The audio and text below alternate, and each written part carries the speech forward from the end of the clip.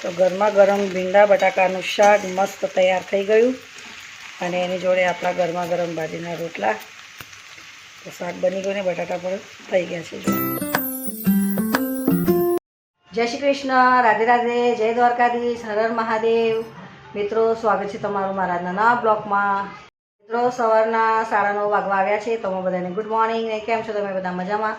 બધા મજામાં રહ્યો. દ્વારકાધીશ બધાને સાજા સારા રાખે, મસ્ત રાખે.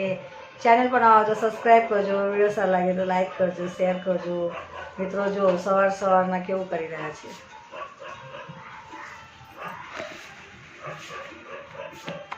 શું થયું? કઈ નહીં, કેટલો ટાઈમ? 9:30 વાગવા આવ્યા.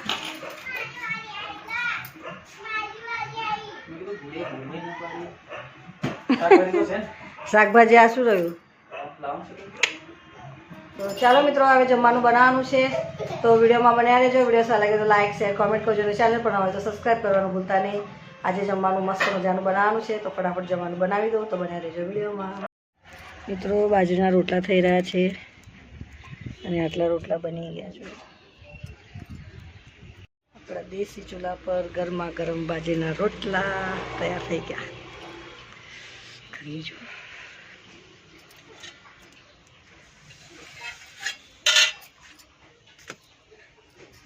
મિત્રો, રોટલા બની ગયા બાજરીના અને હવે શાક બનાવી દો. તો આજે શાક બનાવી રહી છું હું ભીંડા બટાકાનું. તો ચાલો હવે એને ધોઈને સમારી કાઢું. તો બન્યા રહેજો વિડીયોમાં. વિડીયો સારા લાગે તો લાઈક કરજો, શેર કરજો. મિત્રો, વિડીયો સારા લાગે તો લાઈક શેર કોમેન્ટ કરજો અને ચેનલ પર આવો તો સબસ્ક્રાઈબ કરવાનું ભૂલતા નહીં. તો બધું લઈને બેસી ગઈ છું, પાણી બધું. તો હવે પહેલાં ભીંડા બટાકા ધોઈ નાખું, પછી સમારી કાઢું.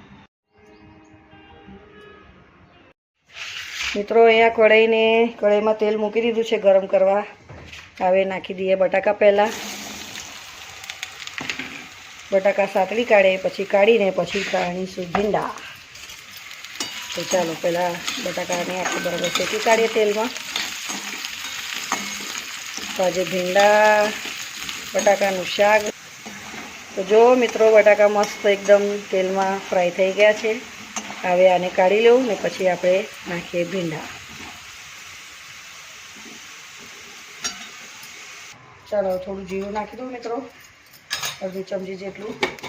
હવે નાખીશું ભીંડા સમારેલા. હવે ભીંડાને થવા દઈએ, પછી નાખીશું ઉપર બધો મસાલો.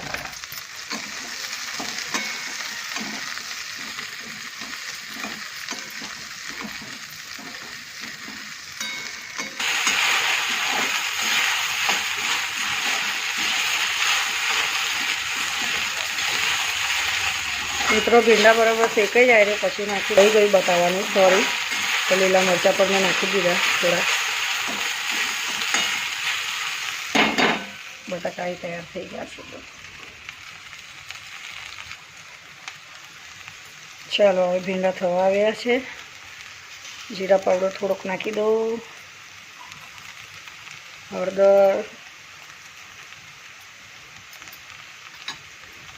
લાલ મરચું મિત્રો,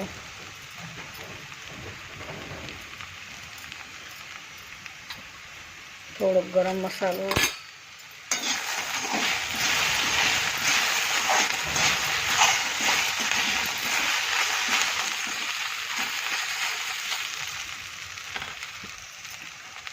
હવે નાખી દઈએ બટાકા. ભીંડા બટાકાનું શાક આવી રીતે બનાવીએ ને મિત્રો, ખાવામાં ખૂબ મજા આવી જાય ને ટેસ્ટી પણ લાગે છે. હવે કરીએ, નાખી દઈએ નમક, મીઠું નાખી દો. હવે આવી રીતે બનાવીએ ભીંડા બટાકાનું શાક. અને બાજરીના રોટલા ખાયા. હા, મસ્ત આપણું ગુજરાતી ગામડાનું જમવાનું બધું પડી જાય.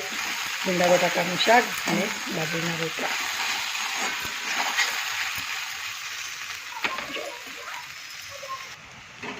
જો મિત્રો, શાક બનીને તૈયાર થઈ ગયું ને મસ્ત તેલ પણ છૂટું પડી ગયું છે. જુઓ, તો ગરમા ગરમ ભીંડા બટાકાનું શાક મસ્ત તૈયાર થઈ ગયું અને એની જોડે આપણા હવે ગેસ કરી દઈએ બંધ. ઉપરથી નાખી દઈએ ધાણા.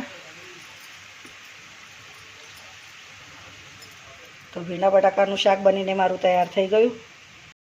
જો મિત્રો, બાજરીના રોટલા અને ભીંડા બટાકાનું શાક બનીને તૈયાર થઈ ગયું. આવી ઉપર નાખી દઈએ ધાણા.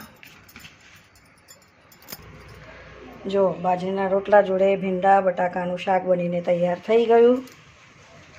મિત્રો, જમવાનું મારું બની ગયું. ભીંડા બટાકાનું શાક બનાવ્યું અને મસ્ત ગરમા ગરમ દેશી ચૂલા પર બનેલા બાજરીના રોટલા. તો ચાલો મિત્રો, આજ માટે આટલું જ. ચેનલ પર તો સબસ્ક્રાઈબ કરજો, વિડીયો સારા લાગે તો લાઇક શેર કોમેન્ટ કરજો. તો મળે નવા બ્લોગમાં. જય શ્રી કૃષ્ણ, રાધે રાધે, જય દ્વારકાધીશ, હર હર મહાદેવ, ભાઈ બધાને.